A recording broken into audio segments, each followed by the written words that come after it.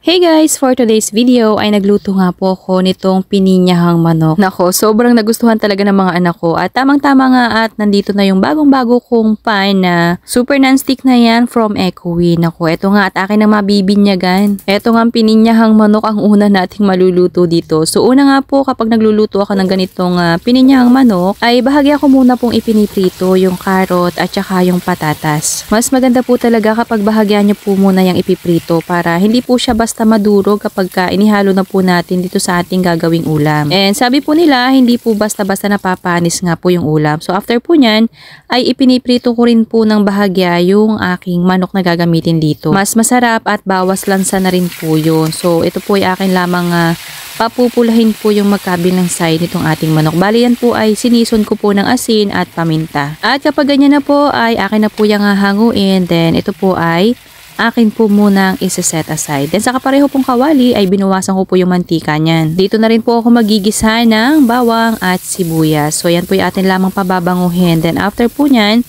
ay ilalagay na rin po natin dito yung bahagya po nating ipinritong manok. Halu-haluin po hanggang sa magisa po ng bahagya dito po sa ating sibuyas at bawang. Then after po nating magisa-gisa ay maglalagay po ako dito ng mga ilang pampalasa katulad po ng isang chicken cube. Ilalagay ko na rin po dito yung pinakang sabaw nitong ating gagamiting pineapple chunks. At naglagay na rin po ako dito ng kalahating tasa ng tubig. So yan po yung ating tatakpan para naman po mas mabilis pong maluto yung ating manok. Kung wala pa nga po kayo naiisip na ulam, naku baka nakakalimutan nyo na po itong pininyahang manok. Naku, subukan nyo na po ulit tutuin. Super easy and simple lang din naman po yung mga sangkap. So ayan, at nung nakakulo na nga po, inilagay ko na rin po dito yung bahagya ko po kaninang ipinrito, carrot at patatas. So ayan, halu-haluin at atin pa rin po yung tatakpan. Para mas maluto pa po yung manok and syempre yung gulay po na inilagay natin dyan. Then after po nyan, nung ilang minuto na pong nagkukuluan, ay ibubuhos ko na po dito yung isang maliit na lata ng evaporated milk. Ayan, after ko po mailagay yung gatas, ay maglalagay pa po tayo dito ng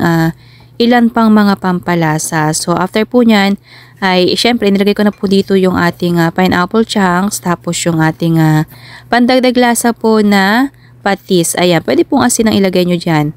Paminta at saka syempre naglagay na rin po ako dito ng konting asukal, pandagdag lasa or pambalanse po sa mga pampalasa na inilagay natin dito. And natural naman po kapag pininyahang manok talaga naman pong manamis-namis po dapat yan.